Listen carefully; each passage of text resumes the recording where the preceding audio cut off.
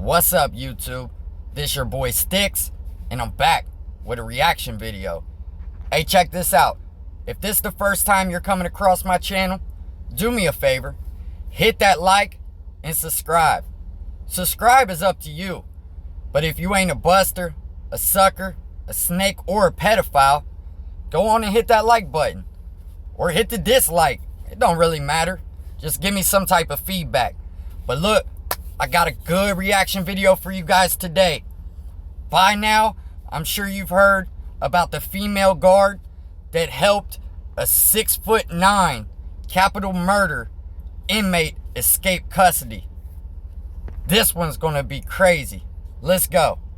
The last time anybody laid eyes on Correctional Officer Vicky White and capital murder suspect Casey White was on the surveillance video at the Lauderdale County Jail, where Casey White walked handcuffed and shackled into a waiting patrol car. Tonight, new video emerging, shedding light on the pair's movements after leaving jail. This showing the... Alright, hold on real quick. Now, I'm not big on the pause button. I understand we want to watch this, but I need to react to it. How was a female guard by herself allowed to take a capital murder inmate out of the facility by herself? I've never seen nothing like that. By herself, into a patrol car, without anybody saying anything. This is prison, and this is capital murder. Damn, let's go. Police cruiser on a local road. Right before the vehicle was abandoned in this parking lot underneath the Florence Square sign. It sits adjacent to a busy road, yet no one appeared to notice when the pair got out, with Casey standing a towering 6'9" and possibly in an orange jumpsuit. I don't know if he had already changed clothes. There's a lot of different ideas. Everybody's talking about it. I would have noticed somebody that tall. I think I would have. The whereabouts of the apparent couple is anybody's guess. Authorities releasing information about their original getaway car, a copper 2007 Ford Edge with damage to the rear bumper, though they now believe that car has been ditched. Reports overnight of car spottings in a number of states, proving to be false alarms. So you had a possible... Hold on. Here's the thing that I do know about this case. See, I didn't watch the whole video because I want to react to it as we go. But what I did hear is supposedly this lady sold off her house and all of her possessions to get money to go on the run with this guy. So his finesse game must have been solid.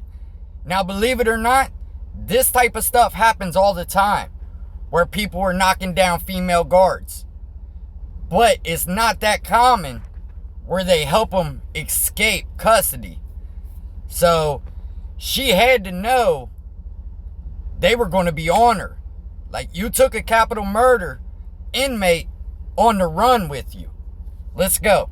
Spotting in Florida, possible spotting in Huntsville. Both of those turned out to be inaccurate. In Kentucky and Tennessee and several other states. The sheriff's office revealed the Whites had a, quote, special relationship that dates back at least to 2020, with the sheriff telling us that Vicky visited Casey White in state penitentiary. He was here in 2020 for an arraignment and preliminary hearing.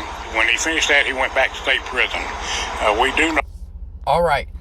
Now, as you might have noticed, they both share the same last name. Although they're not related, they're not married, it's just a coincidence. But that's probably how he was able to start talking to this guard. Like, oh, we both got the same last name, and getting her smiling, making her happy. Because the one thing I noticed about these female guards, a lot of them that they hire have low self-esteem.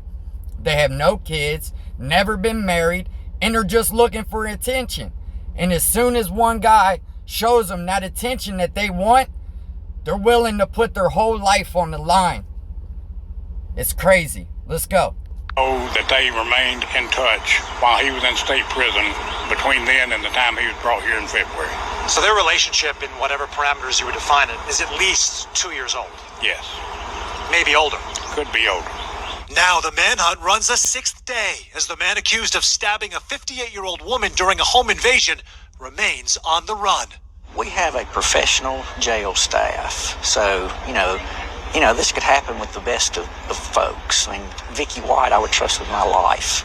And she's that kind of solid person. White's unblemished, decades-old reputation suddenly facing serious questions in the middle of an improbable jailbreak. All right, Sam Brock joins us now live from Florence. Damn, did you hear that guy? He said he would trust his life to this female guard. She has no blemishes on her record at all. I'm telling you, this inmate's talk game must have been crazy. But this case is still ongoing. So how do they know about this 2-year relationship?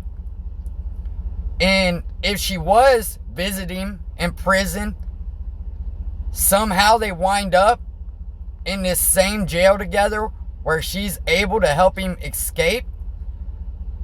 I feel like this jail needs to take some responsibility too. Quit putting it all on this female guard, because their rules or regulations or whatever must be fucked up to where she could just walk right out, put him in the car, and go. Let's hear what this guy's got to say. Alabama. Sam, I got to tell you, that was an incredible soundbite there from that corrections official, that he would trust his life with Vicky White, and now everyone thinks she's escaped with this fugitive. I got to ask you, we've been reporting they're armed and dangerous. Do we have any kind of idea what kind of weapons they have on them? So in addition, Tom, to Vicky White's official weapon, according to the sheriff, she has an AR-15, a shotgun, and a pistol. And in the words of the sheriff, it is a fair assumption that they're carrying all those weapons with them. One of the reasons why the department has described those two as armed and dangerous. All right, here we go. You want to see how this whole thing ends? Well, I got an ending for you, and it never ends good. I'm not sure what these people thought, but when you take a capital murder inmate on the run, that's definitely going to be shortly lived.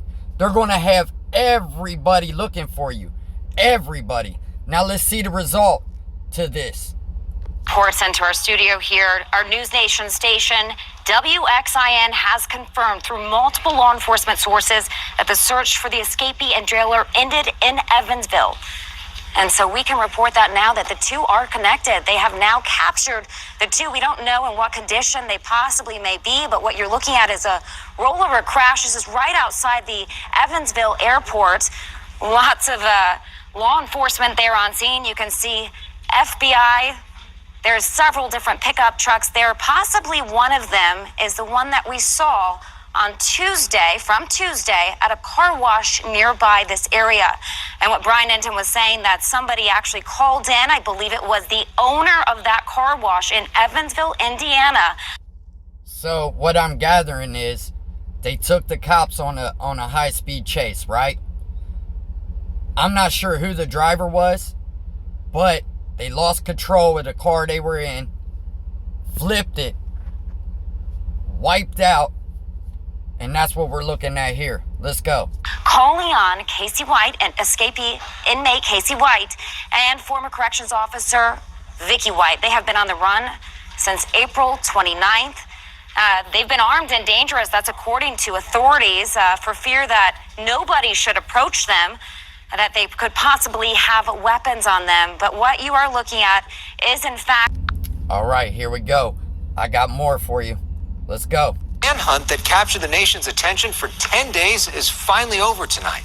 A fugitive inmate who broke out of an Alabama jail is back behind bars. The corrections officer who allegedly helped him escape is dead, reportedly from a self-inflicted gunshot wound. Vicky White and inmate Casey White, not related, were located. Damn. So, she knew it was over. They were on to her. So she decides to go ahead and take her own life. Or is that just the way it's looking right now? Because this guy's already capital murder, done stabbed one person, so this is just crazy. This lady threw it all away for this 6'9" giant with no future. It's just crazy to me. Let's go. In Evansville, Indiana, there was a pursuit, a crash. Convicted murderer Casey White surrendering, Vicky White shooting herself. She later died at the hospital. This escape was obviously well planned and calculated. A lot of preparation went into this. They had plenty of resources, had cash, had vehicles, had everything they needed to pull this off. That sheriff called Vicky White a, quote, exemplary employee. Shocked she was allegedly behind this jailbreak, corrections officials said she had formed a special relationship with the inmate. That's crazy. It was well planned out. They had several vehicles, a lot of money, guns and everything.